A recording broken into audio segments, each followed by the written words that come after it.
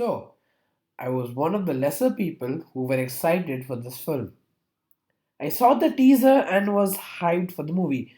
Now, I know a lot of people clearly weren't a fan of the teaser and its music choice, but I personally love it. I didn't see the official trailer as I was afraid it would give away most of the plot, which it did, but I watched the trailer after I watched the movie. So, what did I think of this film? First of all, this movie is easily the best after T2, but that isn't saying much. Okay, let's talk about the story. Sadly, there's nothing new in this film. It's basically the first Terminator, but grander.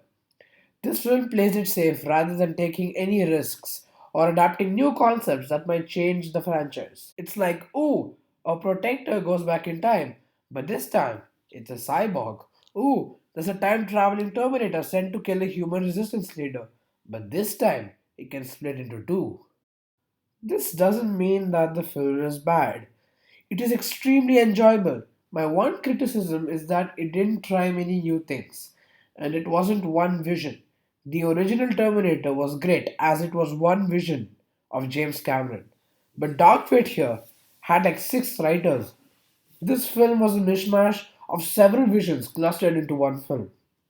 This this isn't good. This movie should have been one vision, maybe even Tim Miller's, but sadly, it wasn't.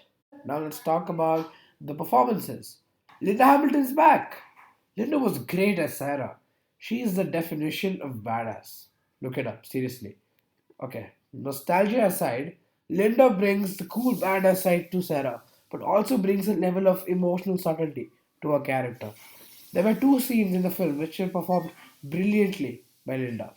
One, when Sarah sees Arnold, her inner rage releasing was one of the most human scenes in the film, and it was really touching. Two, when Sarah was talking to Danny about that she hadn't kept any pictures of John and that now she's forgetting his face. It was a very gut wrenching scene. In those moments, Sarah was no badass, but a mother, remembering her long lost son. Arnold Schwarzenegger brings it again as the Terminator, but gets to act more here in this film. Arnold develops a conscience over the years and adapts a new human identity who goes by the name of Carl. Here, Arnold gets to act more human, yet also convincing us that he's still a robot. Natalia Reyes plays the Mexican character of Dani Ramos. Dani Ramos is a simple young girl working in a factory who is put in larger than life circumstances and has to learn to be brave and firm. Now, one minor criticism with her character is that it's really hard to fathom that she would become the leader of the new human resistance. I mean, it is the same arc as that of Sarah Connors, but Danny didn't seem very capable to lead the human race. Now, I've heard some people complaining about Legion being a different type of Skynet. So the thinking is Skynet was a manifestation of these driving forces. Take Skynet out of the way, well, it's going to happen again. Take Legion out of the way, it's going to happen again. It's going to keep happening because the universe is driving in that direction relentlessly.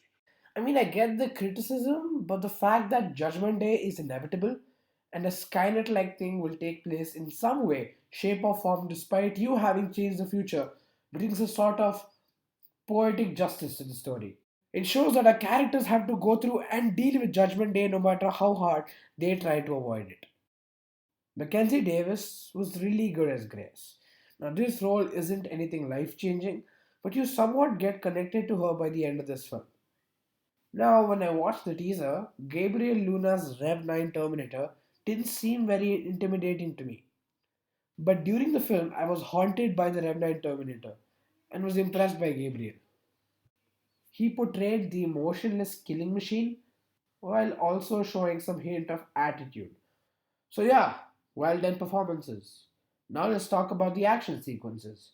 I think they truly are way bigger in scale and have grander set pieces. The truck chasing, the aeroplane set piece are all well done and are truly entertaining. They really make you say wow and is really creative and innovative. Then the CGI. The CGI is phenomenal. I mean, they did have a budget of $190 million, which is a lot. And the scene where the Rev 9 jumps looked a little choppy. The black goo forming Remnant reminded me a lot of Venom, and the special effects done there was really good. The goo forming weapons had incredible CGI. So yeah, the film was entertaining. It had some minor issues, but definitely the best since T2. Didn't perform well at the box office, but I think it should have made a tad bit more. Nevertheless, this film's performance shows us that studios need to be willing to take risks and adapt new concepts in their films and franchises. Thank you for watching.